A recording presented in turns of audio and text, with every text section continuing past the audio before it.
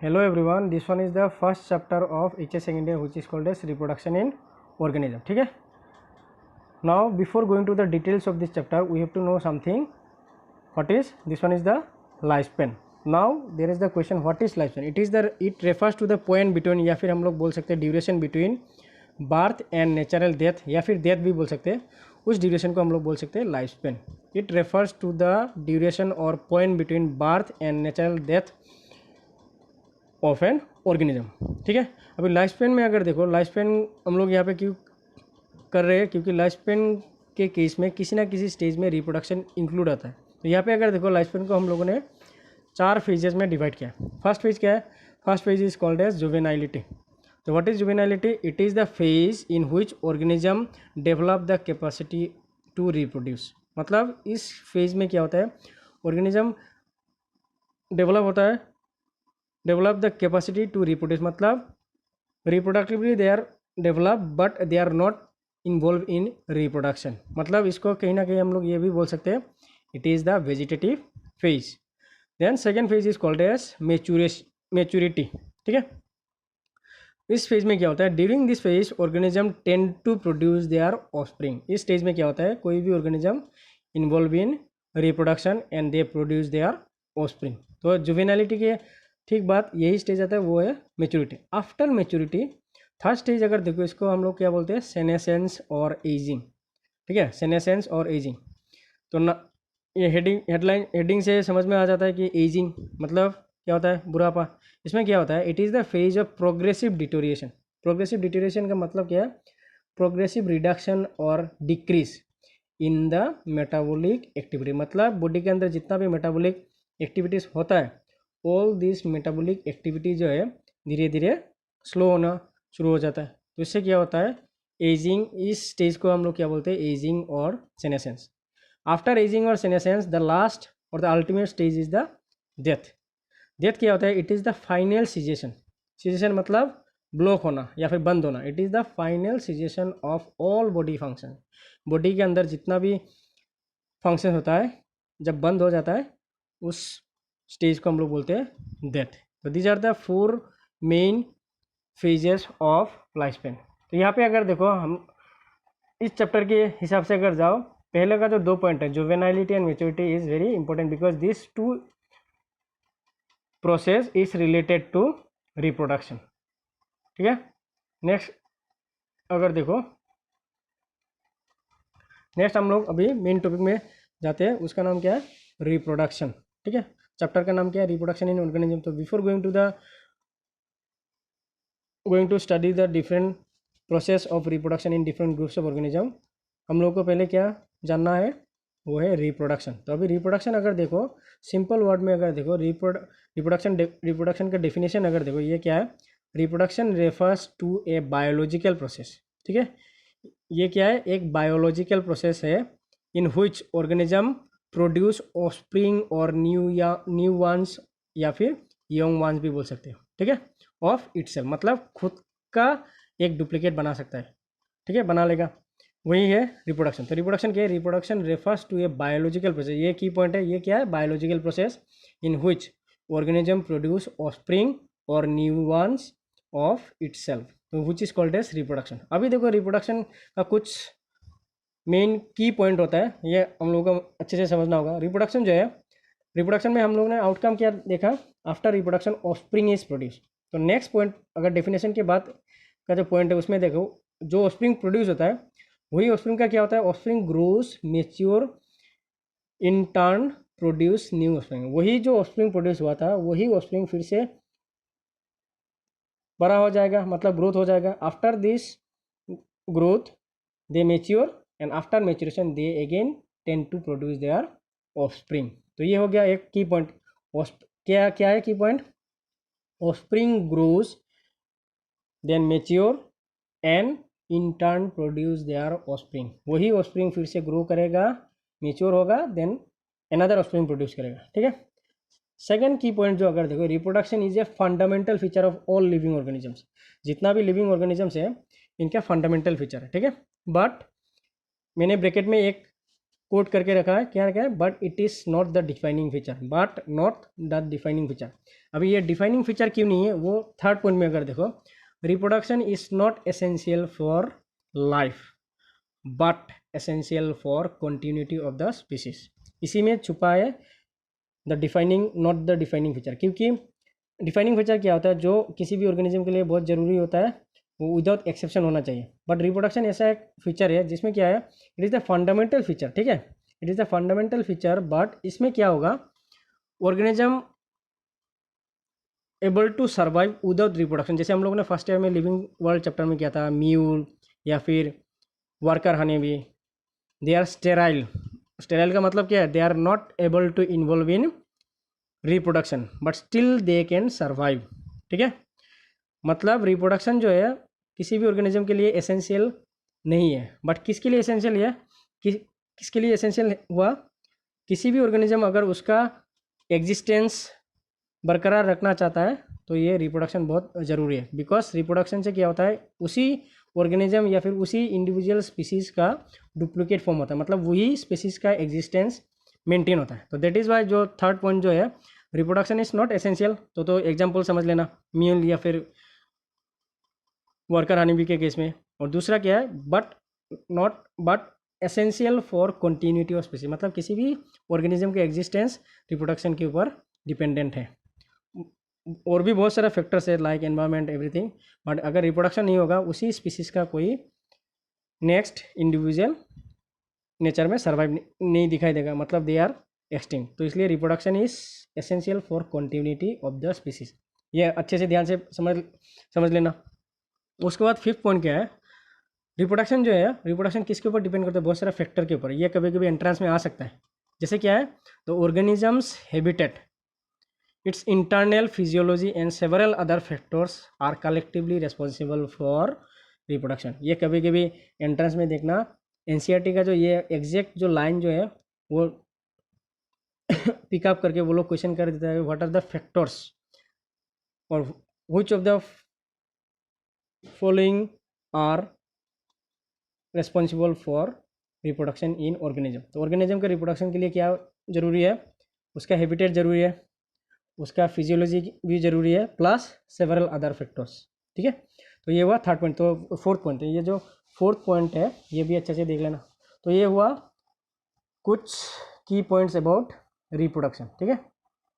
Next अगर देखो types of reproduction, ठीक है। तो हम लोग छोटे क्लास में भी हम लोग ने पढ़ लिया रिप्रोडक्शन दो टाइप का होता है, सेक्सुअल एंड आसेक्सुअल। अभी देखो ये जो दो टाइप का रिप्रोडक्शन है, सेक्सुअल एंड आसेक्सुअल, ये किसके बेसिस पे हुआ है, तो based on which condition this two types of reproduction is develop. अगर यहाँ पे देखो मैंने एक पॉइंट लिखा है, based on participation of one और टू इंडिविजुअल, ठीक है।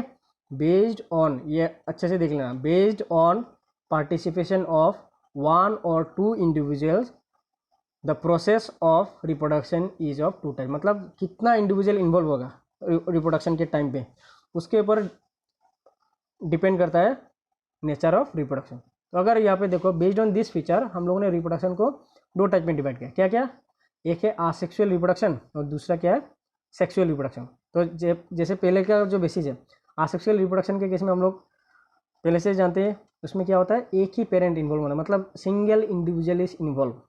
On the other hand sexual reproduction अगर देखो, जिसमें क्या होता है, बाई पेरेंटल प्रोसेस भी बोल सकते हैं, या फिर two individual is involve in this process. हाँ, वो अलग बात है, हार्माफ्रोडाइट के केस में थोड़ा अलग हो जाता है, क्योंकि हार्माफ्रोडाइट क्या है, बाइसेक्सुअल ऑर्गेनिज्म, जिनके केस में दोनों सेक्सुअल कैरेक्टर एक ही इंडिविजुअल के बॉडी के अंदर होता है, and reproduction occurs in the body of single individual, तो वो अलग चीज़ है। But reproductive system is two, one is female, one is male reproductive system, ठीक है। तो ये हो गया types of reproduction and the basis of this classification. Basis क्या है, based on the participation of one और two individual in the process of reproduction, ठीक है। तो ये हो गया टाइप्स ऑफ रिप्रोडक्शन। उसके बाद अगर देखो next one is asexual reproduction. तो फर्स्ट जो हम लोग का जो कंसर्न होगा वो कहाँ से स्टार्ट होगा, आसेक्सुअल रिप्रोडक्शन से। तो आसेक्सुअल रिप्रोडक्शन के केस में अगर देखो, what is the definition of asexual reproduction. First अगर देखो, फर्स्ट पॉइंट में अगर देखो, it is the formation of new individuals from a single parent, ठीक है। अच्छे से देखो, it is the formation of new individual from a single parent, ठीक है, without the involvement of sex cells और गेमेट, मतलब एक ही इंडिविजुअल से ऑफस्प्रिंग प्रोड्यूस होगा without the involvement of gametes और सेक्स सेल्स, ठीक है। ये हो गया डेफिनेशन ऑफ आसेक्सुअल रिप्रोडक्शन। तो इस डेफिनेशन में बहुत डेफिनेशन से हम लोग को बहुत कुछ इन्फॉर्मेशन भी मिल रहा है। कैसे देखो, नंबर 2 अगर देखो, most of the unicellular organism reproduce by asexual reproduction, ठीक है, but it also occurs in multicellular organism like fungi, plants and in certain animal। ये सिर्फ सिंगल सेल ऑर्गेनिज्म में होगा ऐसा भी नहीं है, मल्टी सेलुलर ऑर्गेनिज्म के केस में भी हो सकता है। तो ये हुआ second point. But in general most of the multi single cell organism tend to reproduce by asexual process, ठीक है। थर्ड पॉइंट अगर देखो, asexual reproduction generally occurs in favourable condition, ठीक है। आसेक्सुअल रिप्रोडक्शन क्या होता है, generally occurs in favourable condition, ठीक है। फेवरेबल कंडीशन मतलब एनवायरनमेंट अच्छा हो, प्रॉपर अमाउंट ऑफ फूड हो, एवरीथिंग अगर ठीक हुआ, मतलब फेवरेबल हुआ, then asexual reproduction generally occurs, ठीक है। फोर्थ पॉइंट अगर देखो, offspring of asexual reproduction are morphologically and genetically identical to their parents. यही पॉइंट से एक क्वेश्चन आ सकता है, ठीक है।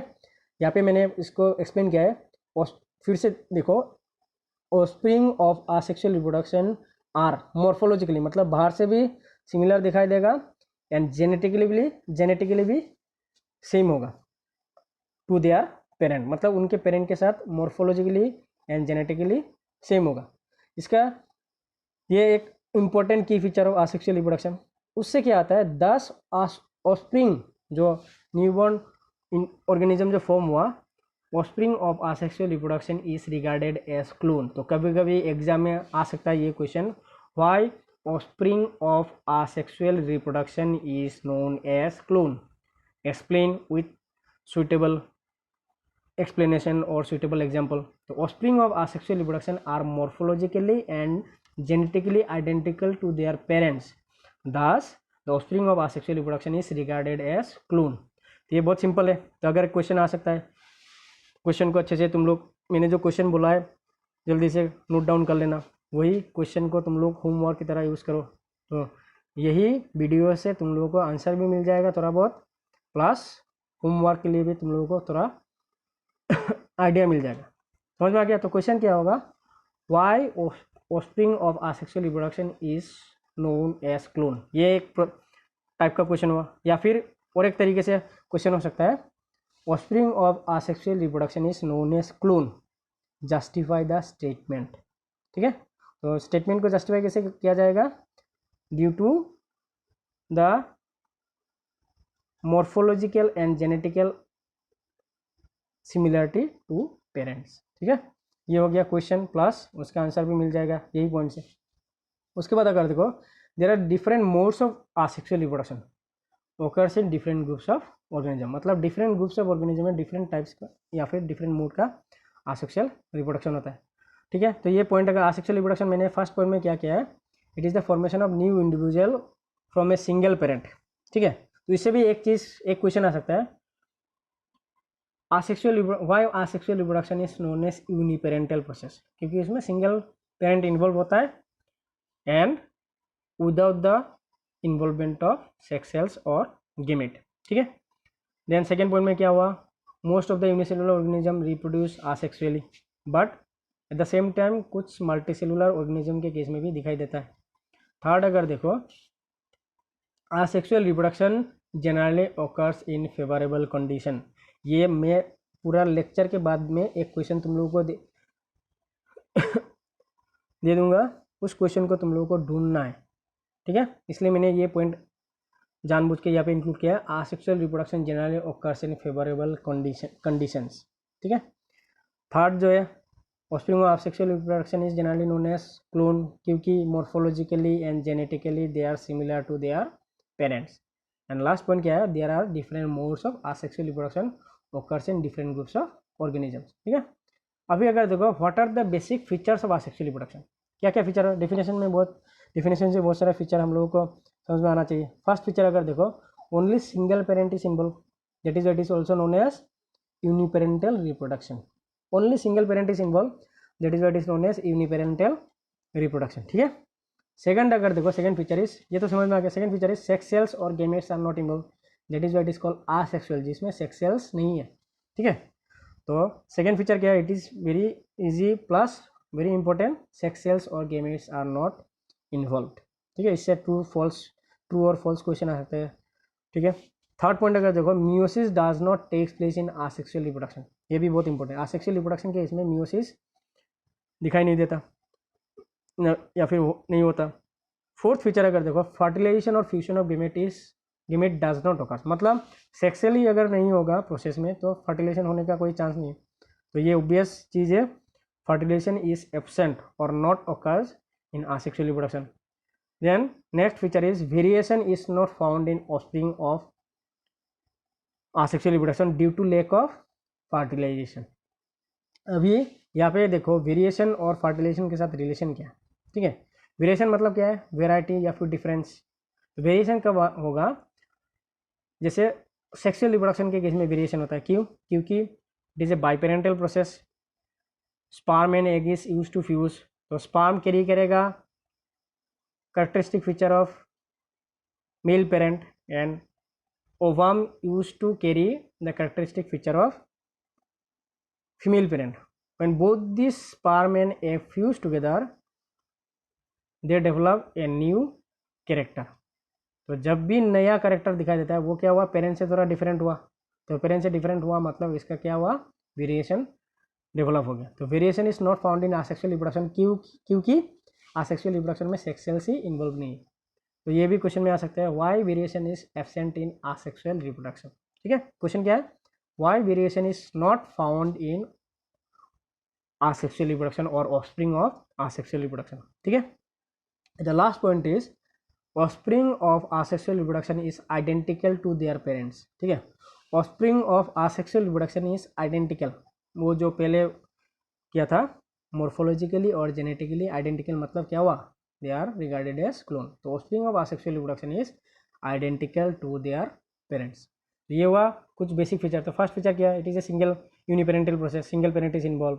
ठीक है। सेकंड, सेक्स सेल्स और gamete is not involve, fertilisation absent होता है, वेरिएशन दिखाई नहीं देता है in the offspring of asexual reproduction, and offspring of asexual reproduction is morphologically and genetically identical to their parents, that means they are clone. ठीक है।